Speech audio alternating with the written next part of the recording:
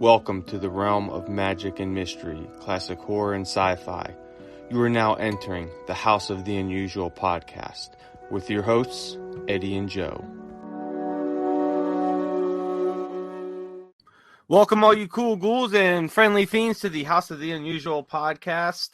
I am your host, Joe Pavlansky. With me, as always, is the maestro of mail order mysteries, Eddie Guevara. Eddie, what's going on, brother? Nothing much, Joe. Nothing much. A lot of new excitement. I'm going to be getting a hold of the Teller's manager sometime later today, and because they're 3 hours different, so I'm giving him to like 5-6 p.m. their time, and make arrangements for Teller to come on in our live podcast soon coming up. So I'm actually anxious to see what happens with that and which way it goes. Other than that, Joe, is like always. Trying to develop new ways and improve our website. And I'm actually going to be working on our website in the next maybe week or so to change the whole layout, to it, a new tour of the collection. So there's quite a few things going on, Joe. It's my hands are overwhelmed. Let's just put it that way. That's always good. Hey, new stuff is always good, man. And if our audience out there is, looking for new stuff too, man, I got a few great sites for you guys to check out. Our buddy Ski over at stupidcomicsmagazine.com, and that's stupid spelled STOOPID. They have some great comics magazines there. It's kind of like the mixture of Far Side, Cracked, and Mad, all kind of rolled into one little comics mag of black and white, just hilarity, man. So I know they're going to be coming out with the next issue, which will be number 5. It's supposed to be dropping very soon, and we will let everybody know once that does. But in the meantime, head over there and get issues number 0 through 5. They have a great deal for all the issues, $17 plus shipping. And, we all of us on here, we've all got them. Me, Eddie, I believe Chuck got them, and I know Sea Monkey Todd got them as well. And we haven't been disappointed. They've been absolutely fantastic. So definitely check them out. Our buddy Dave Haversatt, he's got a great website, 1878press.com, 1878press.com. Tons of great books over there. A lot of them are on sale. Some of them are actually sold out. So you got to hurry up and get there. He's got some stuff on magic, mentalism, psychics, magicians, Houdini, all kinds of different stuff in that kind of realm. So definitely want to go ahead and check him out over there on his site.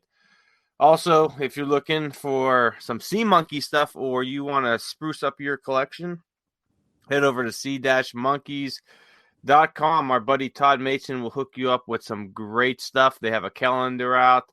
They've got the new invisible goldfish, which looks absolutely fantastic. And I'm going to click on that to see what comes with that. Looks like you get a bowl and you get a little tree that goes underneath, so it's kind of like your own little small aquarium. Looks really cool. Definitely check that out. There's also some postcards and some starter kits, and there is a executive supersize suite, which is absolutely huge. I mean, you could really make a nation of sea monkeys if you wanted. Tons of great stuff over there, some t-shirts and mugs and all that, so check them out, sea-monkeys.com. Also, if you need some Scary Monsters back issues or you want to subscribe or order the newest one, mymoviemonsters.com is the place to go. Scary Monsters 125 is shipping right now. It should be out in stores. If it's not already, it will be there soon. And it is the Heinlein, Bradbury, Burroughs, and Block issue. Fantastic cover by Scott Jackson, and there is tons of great articles in there, great photos. You definitely don't want to miss out. And if you don't want to miss out on the magazine, on mymoviemonsters.com, it gives you a little button where you could subscribe, so that way you don't miss an issue, just in case your store stops selling them or they get backlogged or something. You never know what's going to happen in these crazy times, but definitely check them out. Also, man, we have a great site on YouTube, and it's starting to blow up a little bit, which is really great news for us. It's the House of the Unusual site on YouTube. Eddie and Chuck put out some great videos on magic, and they're not long. They're anywhere from 4 to 6 minutes. maybe a little bit shorter, maybe a little bit longer, but you definitely don't want to miss out. They usually do a few videos a week, and there's always something new and exciting. So if you got a few minutes, check them out. The videos, if you're on your lunch break or something, you could watch a real quick video. Subscribe to our channel and, like the videos. If you got any questions on any of the videos, drop a line in the comments and we'll get back to you. And also, we have a awesome website, our flagship station, houseoftheunusual.com. Great forum site there. We're posting some great stuff. I actually snagged up some free items by our buddy Todd Machin that was giving them away yesterday. So I told him I'd have to brag on Eddie about that. Some old mail order novelties. So I'll start kind of building up my collection a little bit. So definitely when those come out, I will post them up on the website, the individual pictures of them. And a huge thank you to our buddy Todd Machin out there for hooking the brother up with that stuff, man. So that's all we got, on that front. So definitely check out those sites. They're all friends of the podcast, friends of ours. And we have a nice little community that we're starting to build here. And, we just help each other out and have a good time, help our collections, our interests, and our knowledge grow about all things, pop culture and fun, I guess. What do you think, Eddie? I mean, I'm telling you, I agree with you. I mean, I know Todd has been working on a few little new items, which is really exciting. I mean, I think I know what you're probably getting. He sent me the template for the paperwork on it that he was working on, and that's really exciting. I am glad to hear that. And yes, Joe, there's nothing but mail order and what it brought to us. And having said that, I wanted to ask, one of the topics I wanted to discuss with you today would be the topic of what do you think was the most influential sci-fi or science movie or show, TV show that influenced most of the kids and stuff during that time? I mean, I know you probably, because you were born after that time, you really don't quite know, but I want to feel like when you were growing up, what was your most influential TV show that made you kind of become or gravitate through a certain area in your life, Oh man, I don't know, because there were so many great TV shows, growing up in the 80s and especially the early 90s. Man, between Saturday morning cartoons and just your daily cartoons that, we watched before school, to even when you got off of school, starting at like 3:00, anywhere to, 8, 9 o'clock, there was nothing but TV shows at the time. And there was all good stuff too. You would have a mixture of cartoons, live action stuff. And, it was just great. There was that moment of, especially in the early 90s, mid 90s, where a guy like me who was into comic books at the time, you had the X-Men TV show, you had Spider-Man, you had Fantastic Four, Iron Man, all really started blowing up, and they did a great job with it, with the animation, the soundtrack, and the voiceovers. Everything was great. But a lot of that stuff even started back in the 80s with the Saturday morning cartoons, when they were getting some of the people that were imitating voices. Sometimes you'd even get the real celebrity to do the voice for it. But man, that's a tough question, because I used to watch so much TV shows, and there was a lot of them that kind of like influenced me. I was a huge what's it called?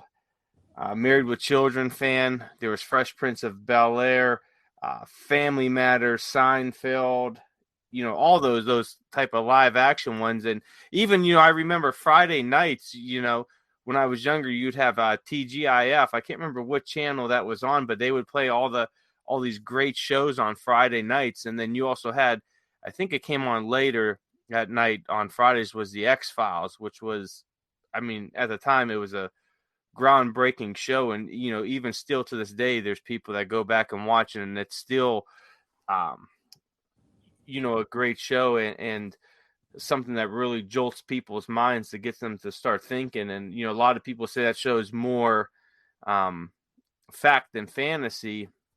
And I guess there could be an argument for that, but that was another show that I grew up on, was very influential. So there was just a whole bunch of stuff at the time. You could almost name anything that was going on. Even the Tales from the Crypt that came out on the HBO, that live action one. It was kind of like a comedy horror mixture. I grew up on that. Tales from the Dark Side at Night. Just there was just tons of stuff, man. Yeah. What about you? You know what you're saying? It just kind of made me realize the difference between the 80s and 70s. In the 70s, well, here's the thing. I would see, let's just say before I even say that, in the 80s, where you were growing up, shows like Tales from the Crypt and Tales from the Dark Side would be a show that would make a person like horror and, you know, gravitate towards the monsters and stuff like that. In my time, back in the 70s, I as you were talking and saying all the varieties of shows you listen to, in the 70s, you kind of had one theme among many shows. Like, say, for example, Lost in Space dealt with space and robots and, you know, monsters from outer space and aliens. And then you had Battlestar Galactica, Star Trek. You had Superman on, you know, Batman and Robin. They were always like the superhero. But most of all, the biggest influencers in my time, I think, would be like Lost in Space and also you know, Star Trek. Now, a lot of the things that also they did was, even in the cartoons you had from Bugs Bunny, you always had him going out and, you know, with the space modulator and not the space, Marvin the Martian. You had a lot to do with him and that particular, you know, show. I mean, that it gravitated towards the space and all that stuff. And no matter how much you look at it, I think the difference between the 70s and 80s is that in the 70s, the show make you like a certain thing. Like, for example, the topic I liked were robots and space stuff, planets, UFOs. And I think all the cartoons from Felix the Cat to Lost, you know what I'm trying to say? Like, they had a general theme among all the shows that were very similar to make a person like a certain aspect. In the 80s, you had, like you said, Married with Children. You had all those individual shows. And all those individual shows that you had were a different variety of stuff. Some were, you know, fun, funny. Some were family oriented, but none of them really led you to do a particular collection or gravitate to something. Like, for example, Lost in Space, any kid that saw Lost in Space wanted to be like Will Robinson. They wanted to have their own robot and they wanted a laser pistol. Anybody who saw Star Trek, they had the phaser. So there was always things and toys that make you gravitate. In the 80s, the variety was a lot, but there were a few things like, let's say, for example, Masters of the Universe. I remember that when I was about 15, 16, when it started coming out. You know, you would want to collect Masters, and it was kind of like the theme. But in the shows in the early 70s that I grew up in, they all had one basis, and it was space and travel and planets. So that's why I think my love for UFO, for Bigfoot, for monsters, and everything came from those themes. So I think my biggest influencer was Lost in Space. You know, if I'm looking back, I'd really have to say, you know, although there was a lot of influences, probably the biggest one was G.I. Joe, A Real American Hero, the TV series that started in '83. And I really, you know, gravitate. I would even wake up on school days. You know, I think it was like at 6 a.m. I'd wake up to see. I think it was He-Man, Masters of the Universe was on at 6, and then 6:30 was G.I. Joe, and then that left me enough time to start getting ready for school at 7 to be out the door at 7:45. But you know, those cartoons played a big role, especially G.I. Joe, because I was, you know, in the '80s. I was really big into going outside and playing Army. I had all the fake guns, the camouflage uniforms. I had pretty much the only toys I really played with were G.I. Joes. And, you know, I had a ton of them, and I still do to this day collect them. I have a huge G.I. Joe collection, along with He-Man as well. But G.I. Joe really influenced me because I would watch the cartoon. I would go out and I would go outside and play war or play G.I. Joe. And then, you know, in the evenings, I'd watch some of those old war shows that were on, Kelly's Heroes, Dirty Dozen, Born on the 4th of July, stuff like that. And then I'd watch the G.I. Joe in the morning and then play G.I. Joe all day, go outside, play GI Joe or play war. And then as I got older, into the early mid 90s, I was a little bit too older to be playing with fake guns and all that. Well, I really got into kind of camping in the outdoors and playing paintball and all that, because it was still kind of along that way. And then it eventually, transitioned into, really still sticking with that stuff of liking everything that's military, is, going into the military at 17 and spend the 9 years in there. And that was kind of, so I would have to say, GI Joe, out of anything, the cartoon was my biggest, influence. And even still to this day, because I still catch the cartoon, here and there. I have the whole box set. I love watching it. I've read all the comic books.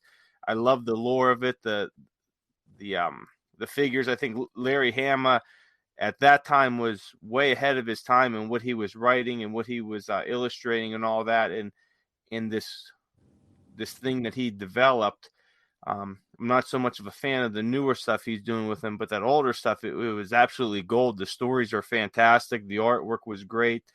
The TV shows, they're a little bit cheesy, but some of them still hold up to this day. And as a young kid, that stuck with you. Knowing is half the battle. And although it's a cheesy kind of cartoon thing, it's something that transitions into real life. So I'd have to say that that's definitely one of the things that influenced me the most. Whether it be a TV show or movie. Well, they also did have a movie. I can't remember what year it was. I believe it was 86 or 80. Yeah, 87. So I've carried that my whole life. And like I said, I still collect GI Joe, the original series, toys, the figures and vehicles and all that. Even though that stuff's getting so hard to find. And even some Masters of the Universe stuff, because that was another one I grew up with at the time, but it wasn't as big of an influence. I didn't want to be a master of the universe. So, Joe, it's funny that you said that, because I remember also my kids growing up in the 80s. I forgot about the Power Rangers and all that stuff. I was talking to Jim, my buddy Jim, and Jim was saying that he was going to make a list of also obscure films that have very little credit, but were very good films. And he was mentioning a couple of sci-fi films in that genre. And I said to him, make me the list. Maybe it'll be a topic that we can discuss in one of the upcoming shows. And that's why I kind of wanted to start that, because one of the things that I remember, and getting, like you're saying, how much those shows influenced us.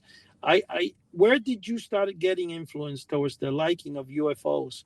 Because I know you said you had worked for MUFON and you were investigating for them. So where, since you did grow up with GI Joe and all that stuff, where did you start gravitating towards the UFO stuff? Like, when did you start liking that particular subject? when I was young, I was never really into Bigfoot or UFOs or anything like that. I kind of got them, of course. I've seen a few documentaries here and there, but it was nothing that was really, kind of interested me. Not until I had my own sighting a few years ago is when I really got interested in it. And it's not so much of like that I'm interested in it. It's not something, if I see an article online or something, half the time I won't even read it, because most of the stuff's garbage anyways. But it was more of, I wanted to kind of know what was, what these things were, what was out there. I wanted to hear other people's,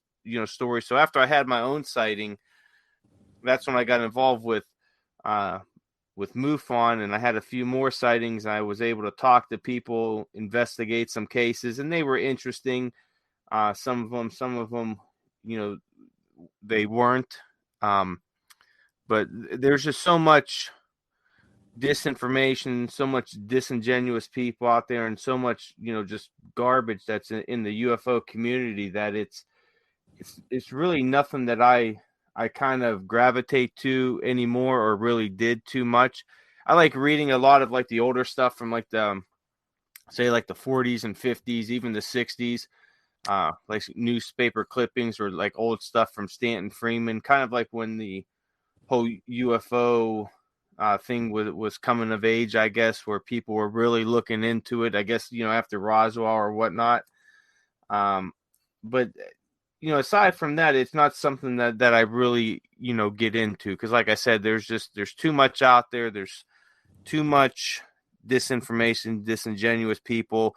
There's, these UFO people that are just out there trying to make a buck, and you don't know if their stories are real or not. Now, if I know it's somebody that's credible, researcher, I may, read an article by them, or read one of their books. I've read several books on UFOs, and some were interesting, some were just very, very dry. But I kind of like reading more into, like, different conspiracies and all that, which, so the UFO subject does fall into that as well. But that's kind of more where I gravitate to.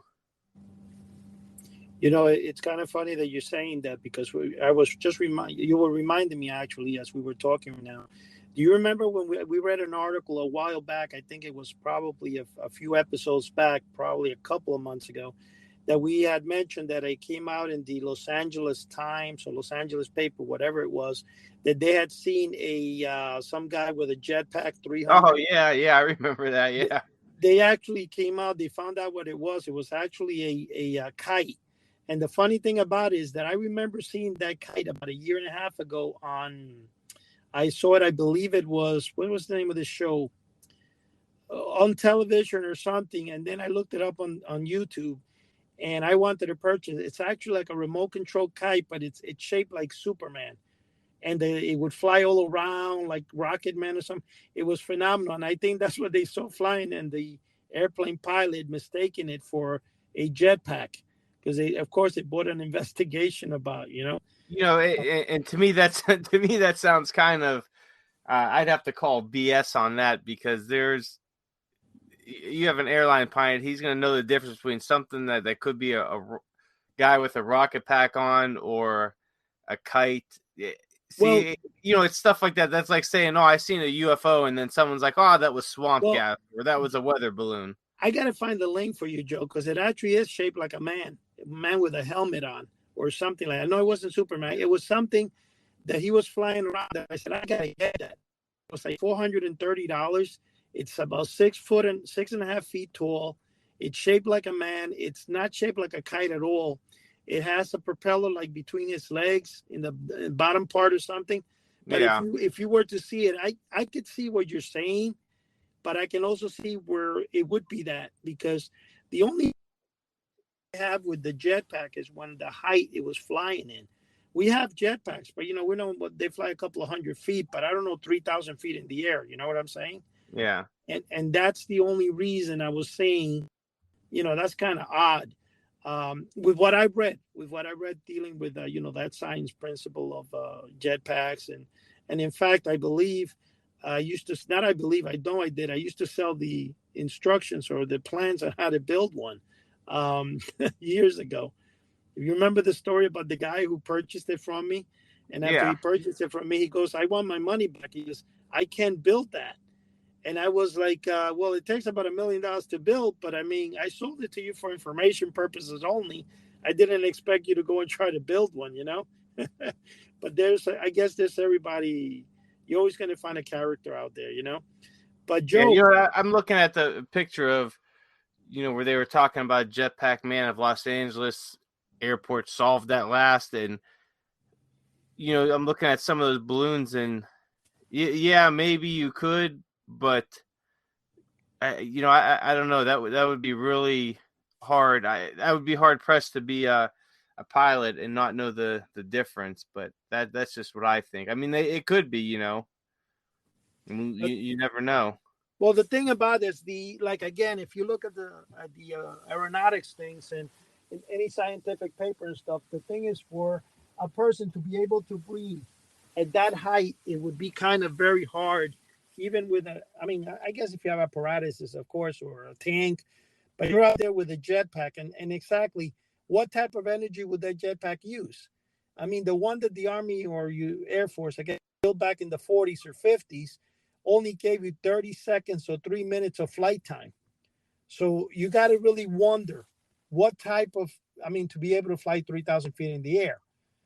technology like that the government wouldn't know. I mean, everything's possible, Joe. I do understand Oh what you're yeah, it definitely could have been, something misidentified or not, but you never know. I don't saying. know. I'd like to see what the exact picture is that they're saying that this person's seen, because they showed one of like Jack Skellington. Well, obviously you could tell that's a balloon or a kite or something, and not a person. So I'd like to see the one that they were actually saying that this is what they saw.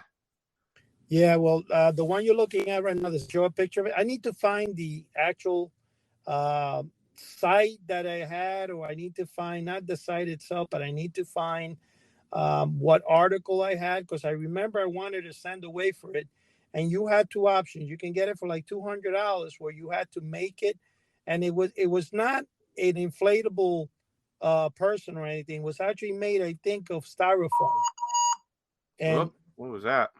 that's interesting. I was Oh, trying to play the video for the.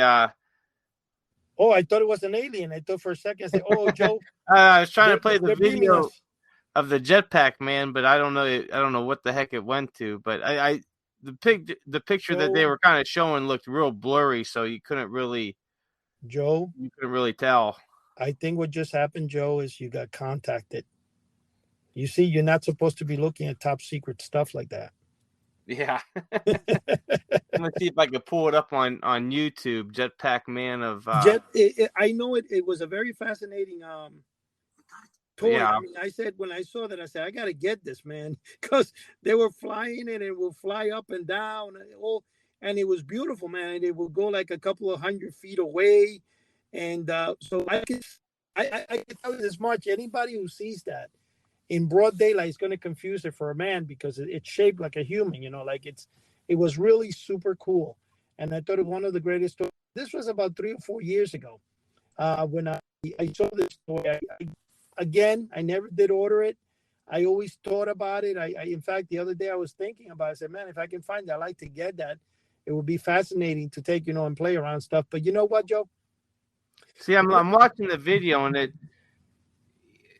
I don't know what it almost looks like a person, but I'd like to see what they're saying it is, because they're saying it's a helium balloon, and for as No, fast as that thing's moving, it's definitely not a helium balloon. no, it's not a helium balloon. What it is it's like I said. You ever seen those stand-ups when you go to comic book stores and stuff, that they have the stand-ups made of cardboard and stuff? It's Yeah. kind of like that, but it's made of the not styrofoam, but the architectural boards. The you go to a Staples or something. Yeah, I'm looking at the Jack Skellington one that they're showing, but I'd like to see the one that they're saying is this actual, because that's obviously not it. You could obviously see it looks like a person with a jetpack. Well, I was gonna say the one that I remember seeing. I don't now. I said it was Superman. I don't remember 100%, but I'm almost positive it kind of looked like he had a helmet on. What I meant to say by Superman, not the Superman character itself, but I'm saying that it flew around like Superman. But it had a jetpack. It had I'm trying to remember. There used to be back in the 70s a guy character like GI Joe, but it was called Bullet Man, the human bullet, and you would have a string and it swing right across the string. It had a helmet kind of like that, or a Buck Rogers. Let's say that's the word I'm trying to look for. Buck Rogers look-alike, where Yes, he has that. I'm looking at a video here from out in Los Angeles news, and they're saying it's this Jack Skellington balloon kite thing, and it looks. The comments are saying this looks nothing like what they're showing. Well, you know what? This is a funny story. Back in the early 80s, probably 1983, 84, I had a friend of mine who was a police officer. And in my job, we were talking and discussing one time, UFOs and all this stuff. And he told me that one day he went to the complex where he had a condo, and they went up to the roof and they were having a barbecue up in the roof area, right? And it was like a really nice area with, when I'm saying roof, it's like a rooftop that you can do barbecues and stuff in the building he was in. And he said he got a black Batman kite that was about 7 feet in diameter. And he said he attached little lights to it because it was dark, and they were flying it on the rooftop. And, no big deal, whatever. And so, they go home the night, they put it in for the night. And about 2 or 3 days later, he's on patrol. And he said that there were some people in town talking about the weird black flying saucer they saw 2 nights before. So, you know what I'm saying? You can accidentally cause somebody to see something and say that's not normal. That's a flying saucer. Oh, yeah. And that's how a lot of times legendary flying saucer sightings have happened. If you look at some of the original photographs, which I'm sure which one I'm talking about, there's one that they're looking kind of like out towards they're like behind a gate or something. There's a group of people looking, and then you see like a flying saucer, and it reads like a giant M or W upside down in the flying saucer. Mm-hmm. That's actually an upside down frisbee or something like that, or a plate that they superimposed on that. And that's one of the most not sought, but you could see that picture almost in every UFO book out there. And then there was another one that they actually threw a hat into the air. And the hat I'm talking about, those wicker hats. Yeah. And it's a flying saucer. And most flying saucers that you see from the 70s and 60s, especially there's one that it's very hard to see the flying saucer, very pixelated. And then when you blow it up, you can see that there's an actual string holding it up. So it's very easy to cause or to create a fake flying saucer photograph. Other than just creating a fake photograph, you can also have things like, okay, for now the government came out and they're showing that there's certain things that they chased and objects. But here's the other question to that. Why isn't it clear? And we said this before in our show. Why is it that every time, even the government with the high tech that they have, I mean, come on, you're going to tell me that the U.S. Navy with their they say that from space, I believe they said, I read in a Popular Science about a year ago, that they had the capability of reading a postage stamp from space. That's how clear their technology is. You can tell now that everything we're seeing, it's like, we're seeing this UFOs that the army chased, the jet fighters were chasing, and all you see is like a blurry black speck. There's got to be something there, Yeah, they're not going to tell us or show us what it really is. We've said that before on previous podcasts, that they're not going to, they're doctoring the video to make it, more blurry so we don't actually see what it is. So if there's still people out there that trust the government and trust them to give us, proper UFO information, then hey, I got a bridge to sell you. Get a hold of me.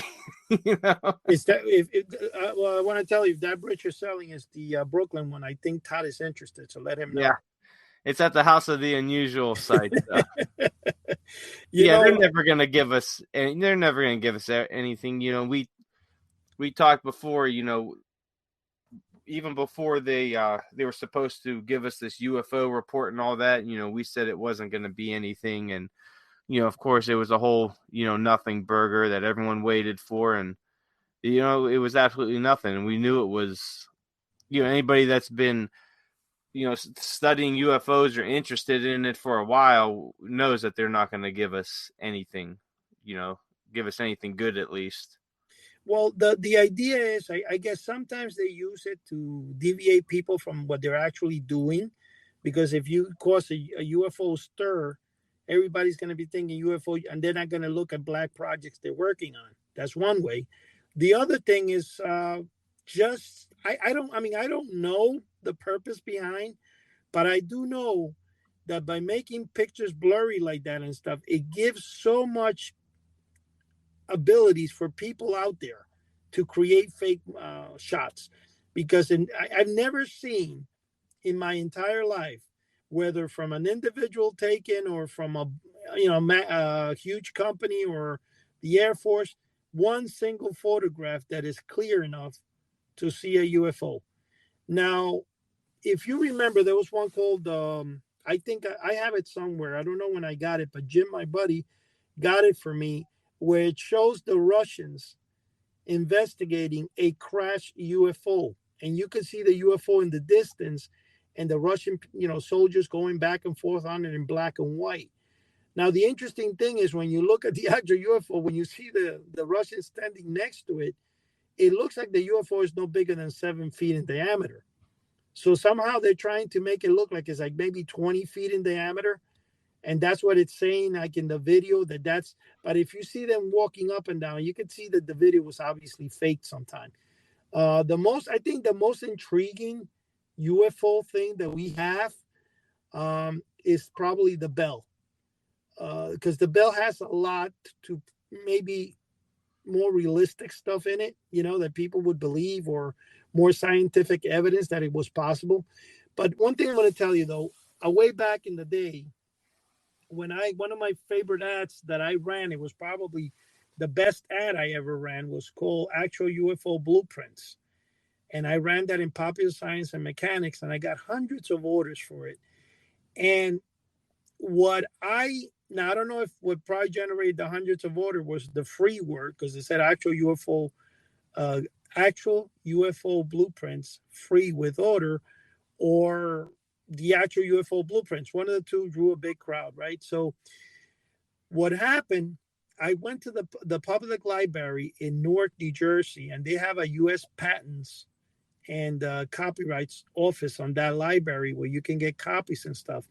And I found about 27 original U.S. patents that were issued to Lockheed Corporation, to different companies that actually had some type of saucer technology, or actually had a flying saucer patent that they had come up with. And some dated to 1942 to 1947. The thing that was interesting about that, other than I got a huge ticket for parking in front of the library that I didn't know I could leave, that I'll never forget because I paid dearly. It was almost $100 for that ticket. I could tell you, I obtained quite a few copies that I still have. And back in those days, when you made the copies, you had those microfiche that you had the big machine, and then you printed it, and it came out like that thermal paper. That over years it starts fading. But what I did is when I did that, I actually photocopied that so it wouldn't, because I knew the originals would start fading. To my surprise, most of the originals still are pretty intact. They haven't faded since. But we're talking 1989 probably when I did this. No, I mean 80. Well, no, wait a second. That was 89. Yeah, it was an early time when I was putting out the ad. 89, 90, 91, around that era. But that tells you there's a lot of technology that the government has either experimented with or has concerning UFOs. And everybody knows the Aero car from Canada. Remember the one that's supposed to take off, but it only goes off like 15, 20 inches from the ground?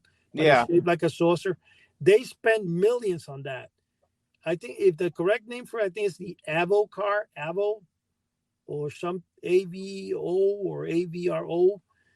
Then there was another one that came out one time in a Popular Mechanics magazine that was supposed to be a flying saucer that was, I think, flown by the U.S. Army, if I'm correct, and it was supposed to reach heights of 3 or 30,000 feet in the air and Mach something.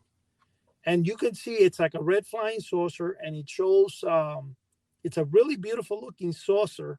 And there's a photograph, not of the actual saucer, but of supposedly the artist render of what it was supposed to look like. But there's a story in Popular Mechanics for that. Yeah, I believe that a lot of the saucers we have are probably experimental vehicles that we've had. The bell, like you said, there is enough evidence that the bell existed and enough people have seen it. And everybody knows Germany had this super duper technology advanced beyond all of us. And I mean, if you go back, let's go at Robert Houdin, the famous magician that Houdini got his name from. In 1865, Robert Houdin, one of his automatons he made was Antonio Diavolo, I think it is, or Diablo, which is a little guy about 3 feet, 36 inches in the, tall. And he gets on a trapeze and he moves, and it's all clockwork stuff. Not most of it, because I think I heard somebody told me, Dave mentioned to me that he believes they use strings and stuff to make some of the movements for the, the automaton. But what I'm saying is, if in 1865, 1860s, they had the technology to make the Turk, the Turk that plays checkers, Yeah. the robot, they had to make all those automatons, whatever. And then you're going fast forward to today's modern day and age. We've had a lot of years to really grow in technology and science, especially from the time of Tesla.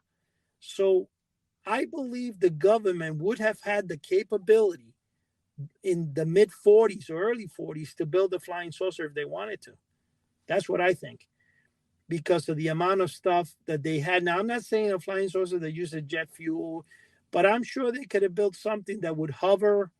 And I, according to the patents that I have, there's quite a few of them that describe such vehicles.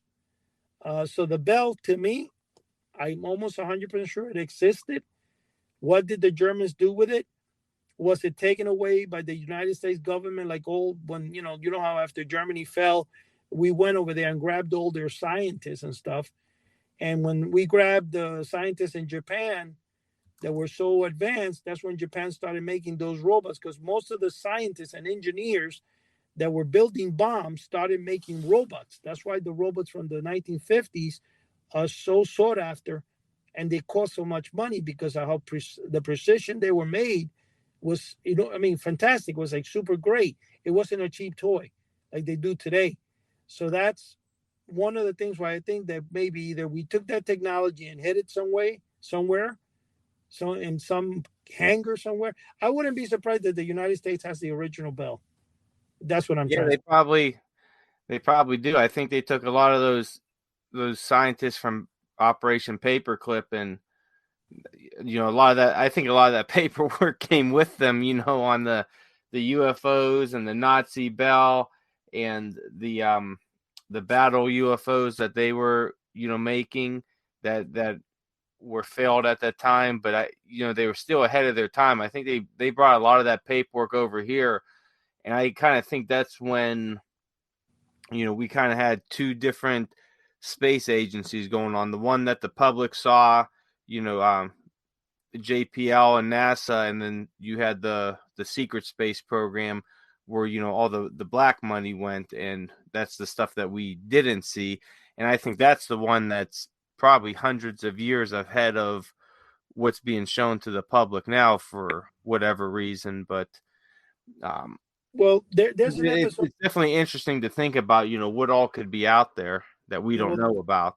there's an episode of people that actually worked in Area 51, and these are legitimate engineers. They're in their 60s now and stuff. And they were saying on TV, I think it was a History Channel, they were saying that when they first, before Area 51 became infamous for what it was, they said that they were able to get a Russian spy plane. I forget which one it was, that somehow was a little more advanced than the ones we had here. And they took it apart and, figure out how it worked and stuff. So there's a possibility also that spurred legends of, we have flying saucers. My thing is, I find it kind of hard to accept flying saucers. See, I know, and I love flying saucers. I do believe flying saucers exist, but it's hard for me to think of them as outwardly. You know what I'm saying? Like I see it more like some type of black project or some type of country having them, but I don't really think they come from outer space. That's where my thing is, my belief in that is, because technology has existed for years, and so many people out there go and they see a strange thing in the sky, and now with what we have with so many everybody has now access to drones, and there's some drones that go for $5,000 that are really super cool. And if you see some weird thing flying up in the air in the middle of the night somewhere, you're going to say that's not normal. That's got to be a UFO. And then they tell their friend tells the other friend, and then that same UFO that was a drone turns into another person telling you it abducted me while I was sleeping. Look at my burn mark in my hand. And I mean, that's how legends grow. Yeah. Oh, yeah. you of all people with your investigations have noticed that. I mean, for right there in front of you instead of me, who I just heard about it. But you've been there. You've been a witness to a lot of those things. And I think again, I go one of the biggest or the two biggest legends that started in my career, not my career, but in my investigation since I was young that I read about, are the Philadelphia experiment, where it says that the ship had time travel, where the Eldridge in, I think it was Delaware, time traveled to fit it, and then when it came back, all the bodies were embedded into the hull of the ship. And the guy who started that, Carlos Allende, which I believe was the investigator, supposedly he took one of those famous UFO books from the 50s and he started writing on the side of the book. And some guy in the History Channel went to investigate who this guy, Carlos Allende, was. And apparently he was able to track him down as a fake. And what happened was that he mailed this book to somebody at NASA who happened to be one of those prominent figures on UFOs and stuff. And behold, the Philadelphia experiment came out, the time travel deal came out, and they actually made about 5 movies based on that idea of not on the idea, based on the Philadelphia experiment. Then the other one that I can remember in my life is, and I know this because Philip Morris from Morris Costumes, not only that, I know the guy, I know his son, and he went on to explain how the Patterson film was made, because he says he sold the Bigfoot costume to that guy, I forgot his name, who walked and then he looked backwards and it became the world famous Bigfoot sighting film, which they called the Bigfoot film. That the clip alone, I think they gave the widow like $1 million for this 30-second clip. So, those are legends. But just like the Philadelphia experiment, then the other one is the Mothman. The States Army, or I forgot who, Marines, somewhere in Jersey, were dropping parachuters with night vision goggles. There's some campers. They look at the night vision goggles with they look like, glowing in the dark eyes because they have these red eyes. And all of a sudden they see the parachute. Oh, it's a Mothman, a man with wings. You know what I'm saying? Yeah. And that became another famous legend. And I tell you this because the reason I read more into that legend and how it started was because there is, now with today's day and age, especially with the internet, there's a lot of companies that put monthly subscription boxes where you can order subscriptions to whatever you like it. And there's one called Monsterology or something like that. And one day I'm watching a review, an unboxing on YouTube, and somebody ordered the one, and when they opened it, it had stuff about the Mothman inside. And I'm like, man, I got to get that. You know how I am with that mail order stuff. So I called the company and they said they had sold out. They had none left. So I'm like, man. So then what I did is I looked at the video and every item in there, I went on Amazon or eBay and purchased it. So, I didn't get the unboxing of it, but I was able to get the articles. And when I read the book about the Mothman, which cost me about $35 almost, I was like, it would have been cheaper subscribing to the box, Yeah. But I was reading it and I'm like, in fact, the whole book is filled with sketches of sightings. There's no pictures of anything. And the only thing that they could say, and that's where the guy said that, that basically that could have been what happened, that when in the middle of the night, you're seeing parachutes coming down, a parachute is going to come, the person lands, the parachute starts coming down behind them. Somebody in the middle of the night sees that. They don't know what they're seeing. They're seeing a weird shadow, and now they have glowing red eyes. Perfect beginnings of a legend, Oh, absolutely. And okay, I would say, you know what, Joe? Okay, Bigfoot, Sasquatch. But if you look at the amount of legends there is, every single state in the country and other countries have a monster. New Jersey has the New Jersey Devil. There's the Massachusetts, I forget the name of the man, but there's like 50 or 60 different monsters that somebody has sighted or seen. And then, so again, it comes like, what if that is, how much of that is real? How much of that have been somebody's imagination? So when you get down to the basics, Joe, I guess it gets down to where you are like, okay, is this readable? Is this topic or this article they came out. Is it even worth reading, or is it just a bunch of hogwash? And I think a lot of people, a lot of things throughout history, urban legends, all that. It's a lot of it, maybe 90 or more percent of it is things that are misidentified, and then the story spread to one person to another, and then it blows up. But I think there still is, there might be, maybe a small percentage out there of stuff that could be true. We don't know what it is. I always like to keep an open mind unless somebody could give me proof that it's not true. So it's not, I always say I don't, like kind of like UFOs, or, if someone says, well, do you believe they're from outer space or from another world? Well, I believe it, and I don't. I really don't have an opinion on it. I believe it and I don't believe it. Can you show me proof that they're from another world, or can you disprove that they're from another world? And the answer is no to each of them. So until then, I like to remain in the middle, keep an open mind, and investigate both sides. What I really don't like is people say, "Oh no, like."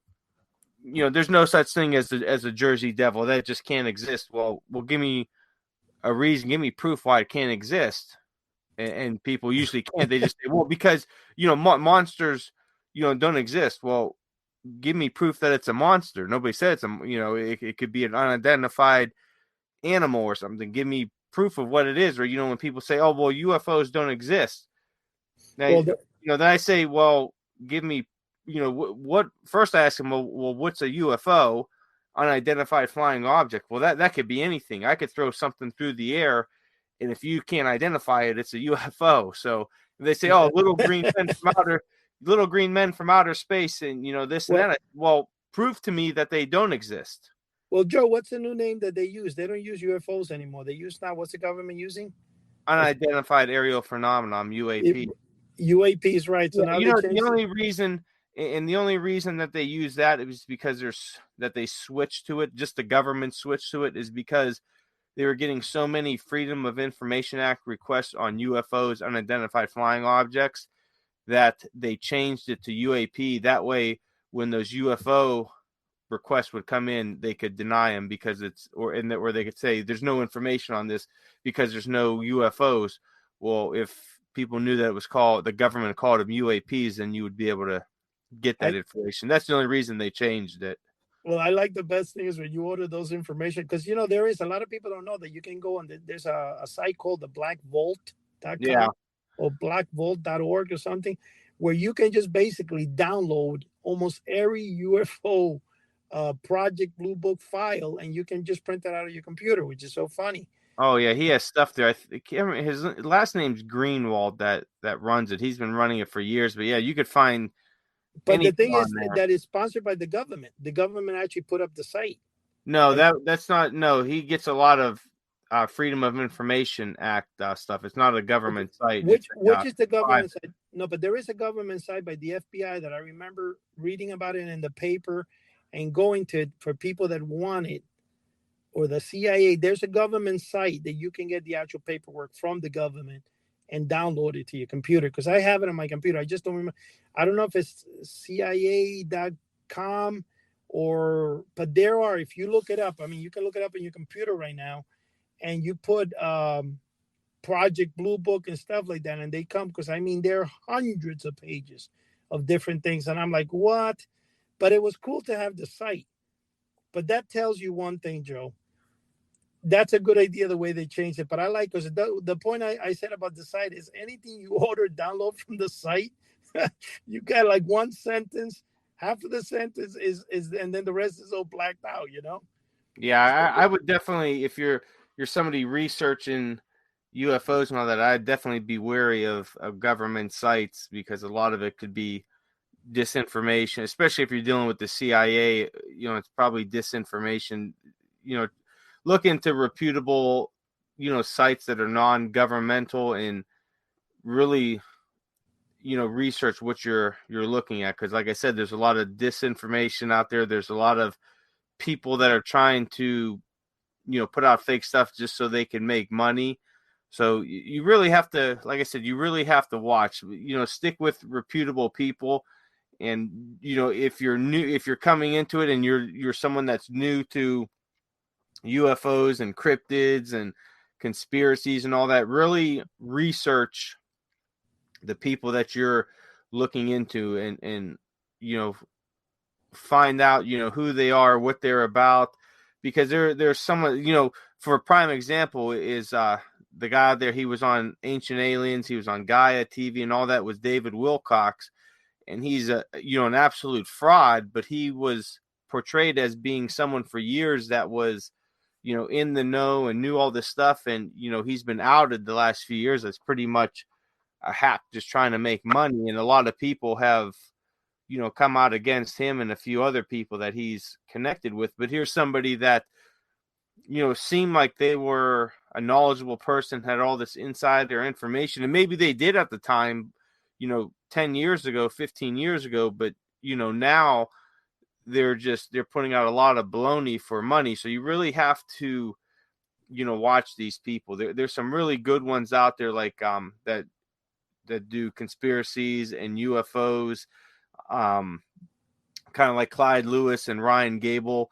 Those are two really good ones, and you could find those. I think Clyde Lewis is Ground Zero. He has a show, and then Ryan Gable is The Secret Teachings, and he has a radio show and a podcast. So it's at secretteachings.info. They're very reputable people, very trustworthy, and they've been around for a while.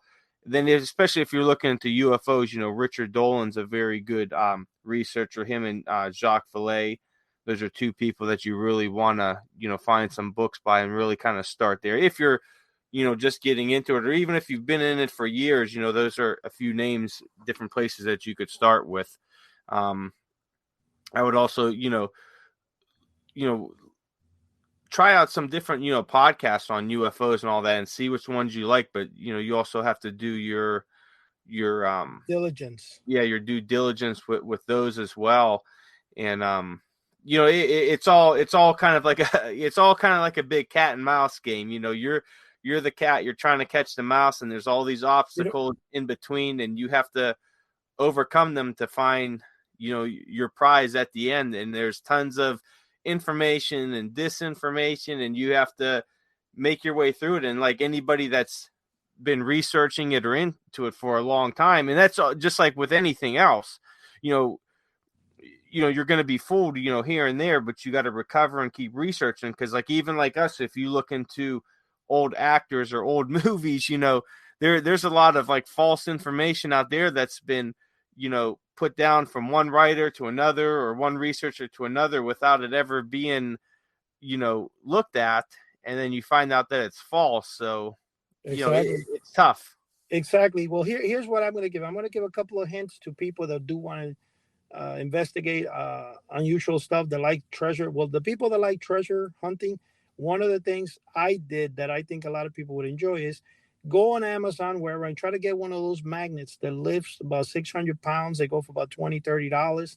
You tie it to a big, thick fishing line, and you throw it into some ocean, whatever, and see what you bring up. That's for treasure hunters. That's more fun than if you take one of those Geiger counters and you start looking through land, because you don't really know what to expect. You just go down and you bring weird things up. In fact, somebody just recently, not too long ago, I read in the paper thing was doing that, and they brought up some rifles from the Civil War or something. Oh yeah, I did see that. Yeah, that was very cool. And the other thing is, for people like, for example, Chuck, that like ghost hunting and stuff like that, he made me laugh. We were talking about the other day, and I'm like, wow, I wouldn't have even thought of that.